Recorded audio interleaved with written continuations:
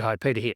We're going to talk about cash, or more specifically, cash traps. Where does your cash get caught up?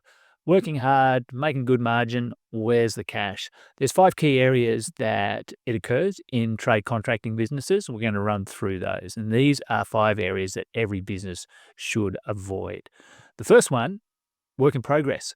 So we're doing work, but we haven't been able to invoice it yet. So the faster you can get your work in progress through to invoicing, the better your cash flow is going to be. So you want to think about things like progress claims, also deposits, setting your payment terms right up front. But if you've got work that you've done, you haven't actually invoiced it yet, could be cash sitting there. The next one, of course, is low margin work. And if you're taking on work that's not right for you, that you're making low margin at, you could work as hard as you like and still make no profit out of it. The gross profit that you achieve in a job is often a result of the things you said yes or no to several days, weeks, or months before.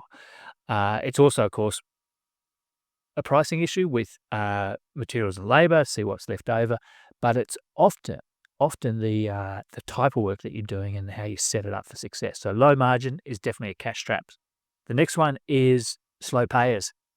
Accepting that it's okay for payers to take long. There's things you can do in here to speed up your payments, collecting payment on site if you're B2C or even B2B, where you manage your client's expectation before you actually get out there, and they know that the technician is going to ask for payment on site, money's in the bank before they get in the van. That's the ideal way. Deposits, prepayments, of course, but the relentless chasing up, squeaky wheel. You got to, and you can automate a lot of that. So most systems can let you automate that. This is another silent one: defects and rework. And the reason it's silent is because it doesn't generally get measured. So I encourage all our clients to have some way of accounting for the defects and rework. It's going to highlight areas that where you might need training, where you're perhaps doing got a process that's not working because they keep going back and having to redo. Might highlight crews that aren't quite, or individual techs that aren't quite as good as others, or also it could be something to do with managing the client and the scope and scope creep in when you get out there and they're doing other things. But every time you go back to a job, you're going to be losing money. So if you can record it and look at it on a monthly basis, and you can assign it to the people responsible, I found that that is often the way that it just gets whittled away. People just don't want to see their name against defect and rework. So having a visible scorecard is the most important thing on that one.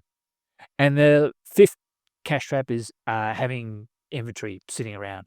You know, buying and holding stock. Now, sometimes that's a necessary thing to do. If you're a business that is really dependent on a lot of stock to keep your workflow going, and the supply chains are an issue, it makes sense. But just be aware of the cost.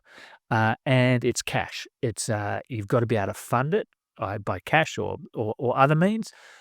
But having stock not working for you is one of those cash traps. So just in summary, we've got inventory, we've got defects, we've got slow payers, we've got low margin work, and we've also, of course, got work in progress. They're the key five areas that I see businesses get caught out.